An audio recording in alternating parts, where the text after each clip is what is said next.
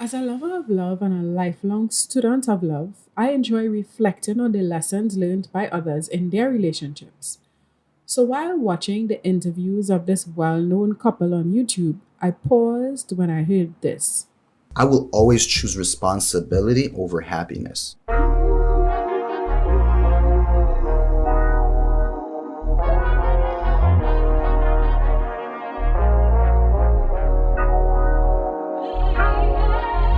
Welcome to the Journey to Forever podcast, where we discuss the highs and lows of life and love. Join us, your hosts, Flo and Joe. for a weekly recalculation of our roots as we navigate the twists and turns with candid conversation, comfort food, and laughter. Welcome back, Forever Family. If you are a new listener, thanks for listening. Be sure to subscribe so that you don't miss future episodes. I'm Flo, the recovering overlover, and I'm usually joined by my co host, who is my partner Joe. But today we have a solo episode. On this podcast, we share the hazards and happiness we encounter to help you experience more joy on your journey. In this season, season 2, we are focused on dating. So for this solo episode, I decided to discuss 3 questions I ask myself to know if I'm ready for love. But as usual, before we move forward, we go back in time and reminisce in our segment we call What's Your Story? So, the What's Your Story question is: got a story to share about something someone said or did that positively and or profoundly impacted the direction you went in life? Most definitely. I would have to say that person is my father. I remember one of the many conversations we had because my father is a philosopher of sorts. That's one of his nicknames. He would always share his wisdom in stories, parables, trying to teach you some deep life lesson. And I remember him saying this to me: never be afraid to voice your opinion. It is neither wrong nor right, it is simply your view on the matter. And for me, it's one of my favorite lessons from him because it really empowered me to, one, recognize my worth, and two, be confident and be courageous to stand up and let my voice be known, to speak up if I have a view on a matter. Now, you do so with respect, but never think that your perspective on the matter is not important. And I really, really appreciate him for that because it's something that I've applied in every aspect of my life, not only in the workplace, but most definitely in my relationships. So I am really, really grateful for his hand in my nurturing, and particularly for him sharing that lesson with me and empowering me. It's something that I believe is very relevant to today's topic. So, getting back to the intro story of responsibility over happiness, hearing that clip made me pause. One, because I was surprised that the person admitted to getting married out of obligation. And two, because I was disappointed on the other hand, because I was wondering why. Why tie yourself to someone for a lifetime out of obligation and also at the expense of your happiness? But then I listened to the other party in the relationship and got the answer. Here it is. The reason why Adam and I got married is because I got pregnant with my firstborn, Samia, back in 2014. And both sides of the family pressured us into getting married. People, I don't profess to know the ins and outs of this relationship, nor do I think you can reduce an almost decade long relationship into 2 clips. What I want to focus on in this conversation is the habit of saying I do out of obligation. The experience is in no way unique. I'm sure if you close your eyes now, you know at least one person in your life who have had a similar experience. As a woman, I know myself and many other women have been socialized to seek safety and security. So you need to find a guy with a good job who could provide for you and take care of your children because everybody always assume, yeah, you're gonna get married and you're gonna have children. But is he also going to take care of your heart as well? Or perhaps you've been raised with Christian values like me. And if you get pregnant outside of marriage, there's a pressure for you to marry the father of the child. Do the right thing, as the people say. But is that really the right thing? Or worse yet, the pressure to get married by a certain age. Apparently, we have a sell by date somewhere, stamp somewhere. If you know where that stamp is, please, people, let me know where it is. I need to find mine. I've I've never viewed singleness as a curse, so I've learned to be patient. Now, I can proudly say I've been blessed with the best parents. They never put pressure on me to get married by a particular age or to give them grandchildren. There are other members of my family, however, who would bring up those topics every single time I see them, to the point where I personally avoided seeing them until eventually I had the courage to say no. My worth is not defined by my marital or parental status. I am worthy just as I am. That being said, most of us, myself included, we desire forever love. It's something that we want. Who wouldn't want a partner to make memories with, to have laughs with, to enjoy the good things in life with?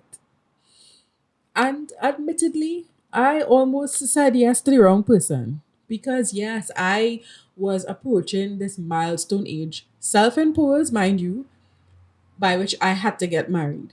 So he was around. We were together a while. He had a good job. He was from a good family. Our families knew of each other.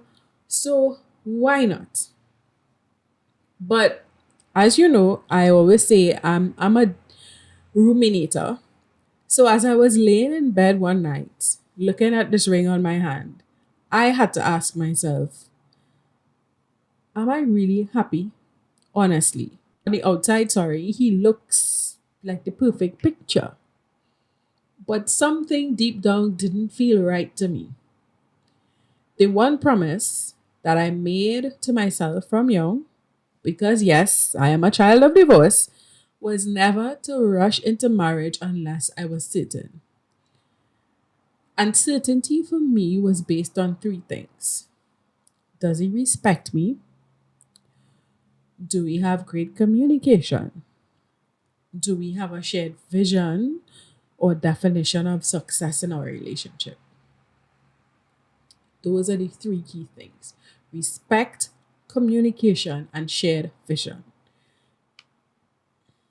Now, by respect, you're saying, but if the man love you, he should respect you.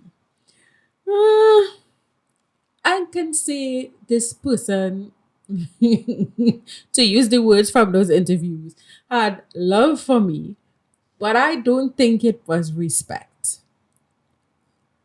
This person was a few years older than me, and I think he thought of himself as the older, wiser one. So there were times when he would say things and phrase it in a way that you the stupid little girl. I've been on this planet longer than you. I know better. And I was like, what? Going back to what daddy said. Your opinion is neither wrong nor right, but it matters. So he didn't respect my view on things. Now, we don't always have to agree, but you should still respect my opinion. Because if in any partnership we have to work together to accomplish the third point, right? The shared vision. So if I have a difference of opinion, is it that it's always going to be shut down? Or sometimes remarks would have been made that almost to me made me feel, well, I felt demeaned. And it would be small things about my body. And I was like, okay, so is it that I am just an ornament and I'm just supposed to look pretty all the time and just a figure whenever you're ready to put me on or have me on your arm, I'm just supposed to be there to show up? Is that really respect? Is that really happiness? To me, it wasn't. The next thing, communication. You know, that's my favorite thing. Yes. That was a long exhale. I really recognized after the fact, as they say, hindsight is 2020. I don't think that this person was capable of being honest. Yes, you heard what I said. It was almost, no, you know what it was? It was the smooth operator. A la Shadi. Listen, person was good at saying what he thought needed to be said in the situation. And for me, and you would know me, you would have heard me mention in a recent episode in my conversation with Joe.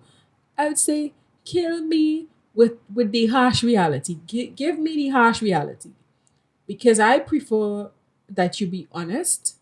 Because if you're not being honest, what ideally you're doing is you are taking away my right to choose. So I prefer the honesty. And the second thing for me was, are you vulnerable enough? Are you courageous enough to say you're sorry or admit when you're wrong?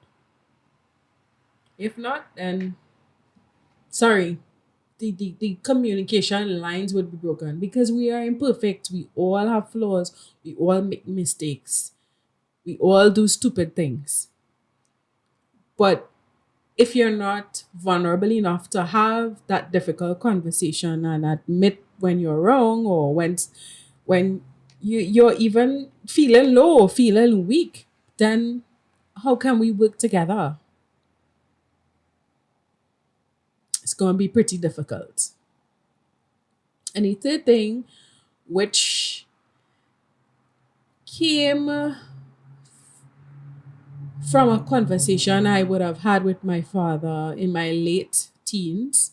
At this point in time, I was living with my dad. And like I said, I was always a student of love. So a lot of my teenage years was spent honestly learning the lessons from my parents in terms of how things went wrong for them, or why I should say things went wrong for them. And I remember in this particular conversation, I asked my dad, hey, like, so why do you think it didn't work out? And to summarize, he basically said something along the lines like they had different views of their relationship, what was important, or what defined success in the relationship. To give an example, for some people, it is important when children are brought into the relationship that one party stays home and is the caretaker, the nurturer at home until the child is, let's say, of school age, etc. I know someone who is younger than me, and that's his philosophy. I don't necessarily share that philosophy, but that's pretty important to some people.